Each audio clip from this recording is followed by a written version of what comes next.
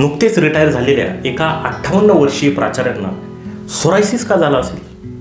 ना family history होती, ना त्यांना डायबिटीज होता, ना बीपीचा त्रास आणि कोणताही शारीरिक त्रास नव्हता.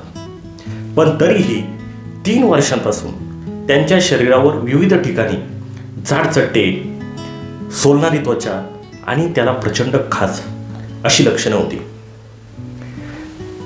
अनेक त्यांनी तज्ज्ञ डॉक्टरांकडून उपचार घेतले होते, पण फरक मात्र पडत नव्हता.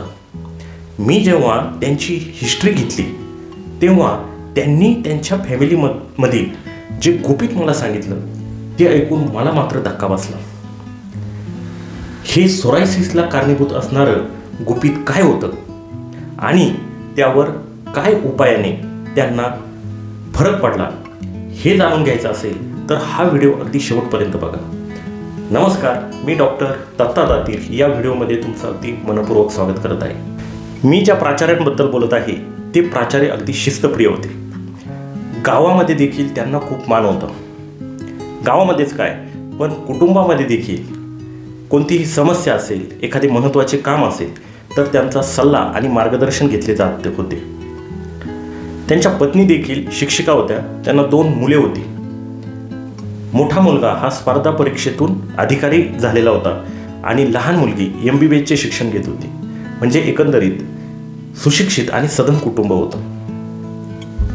पण सरांना 3 वर्षांपासून सोरायसिस या आजाराने अगदी त्रस्त केले होते आणि यासाठी त्यांनी अनेक तज्ज्ञ डॉक्टरांकडून उपचार घेतले होते, पण पूर्ण फरक पडत नव्हता. फक्त सोरायसिस याच आजारावर उपचार करणाऱ्या तज्ज्ञ डॉक्टरांकडून देखील त्यांनी उपचार घेतले होते, पण त्यांचा त्रास काय कमी झाला नव्हता.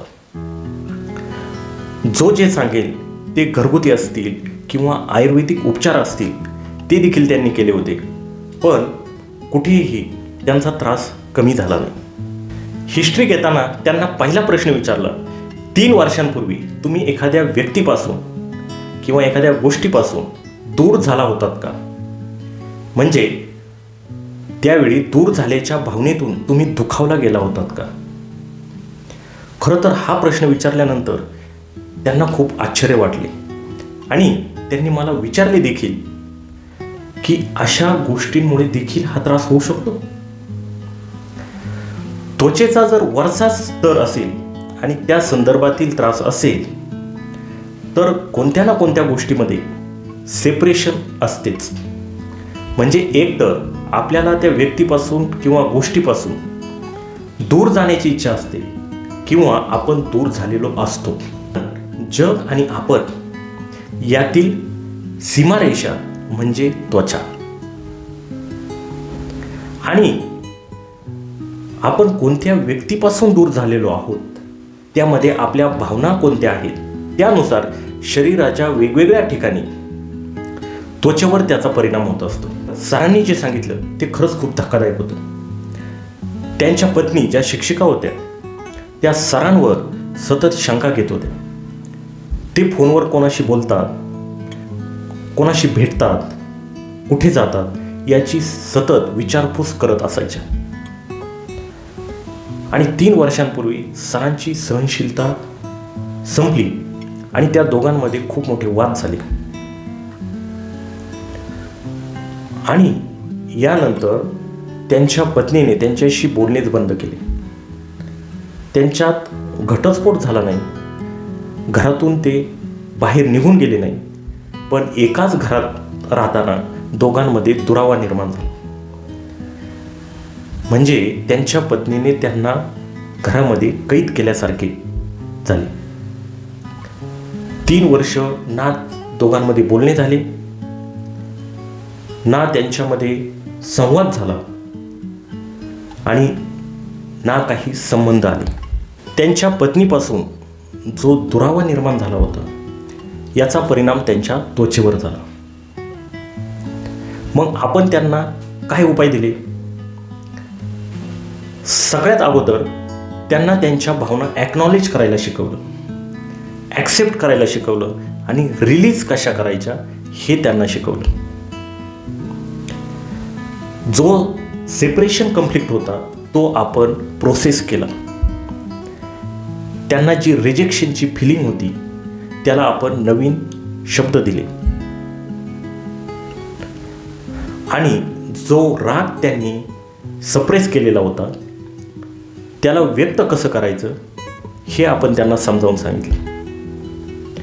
फक्त 7 दिवसामध्ये त्यांच्या त्वचेची जी खाज होती ती पूर्णपणे बंद झाली. 1 महिन्यामध्ये स्केलिंग येणं पूर्णपणे बंद झालं आणि नवीन जखमा येणं देखील पूर्णपणे थांबलं. फक्त 6 महिन्यांमध्ये पूर्ण शरीरावर पसरलेला सोरायसिस 80% कमी झाला. त्यांच्या म्हणण्यानुसार कोणत्याही उपचाराने त्वचेला येणारी खाज कमी होत नव्हती. एवढा फरक पडणे तर दूरच. सर नेहमी फॉलोअपच्या वेळी माझ्याकडे त्यांना जो फरक पडला त्याबद्दल आश्चर्य व्यक्त करायचे आणि त्यांच्यामध्ये डॉक्टर त्यांना सांगायचे की स्ट्रेसमुळे देखील असा त्रास होऊ शकतो, पण नेमक्या कोणत्या भावनांमुळे त्वचेचा त्रास होऊ शकतो हे त्यांना कोणीही सांगितले नव्हते. त्यांच्या पत्नीच्या संशयी स्वभावाचे कारण देखील समजावून सांगितले आणि त्यांच्याबरोबर वागताना कशा प्रकारे आता तुम्ही इथून पुढे बदल करावा हे त्यांना समजावून सांगितले. हळूहळू तिथे देखील परिस्थिती अनुकूल होत गेली. मित्रांनो, आज आपण त्वचा रोगामागील भावनिक कारण समजावून घेतले. तुम्हाला किंवा तुमच्या बघण्यामध्ये एखाद्या व्यक्तीला त्वचेच्या वरच्या स्तरातील त्रास असेल तर त्यामध्ये तुम्हाला सेपरेशन हे कारण आढळते का ते मला या व्हिडिओच्या खाली कमेंटमध्ये जरूर कळवा. आणि हा व्हिडिओ जर तुम्हाला आवडला असेल, एकंदरीत तुम्हाला आजाराविषयी विचार करण्याची एक नवी दृष्टी मिळाली असेल तर या व्हिडिओला लाईक करा. जास्तीत जास्त मित्रांपर्यंत, तुमच्या प्रियजनांपर्यंत हा व्हिडिओ शेअर करा आणि या चॅनलला सबस्क्राईब करायला विसरू नका. चला तर मग पुन्हा भेटूया पुढच्या व्हिडिओमध्ये. तोपर्यंत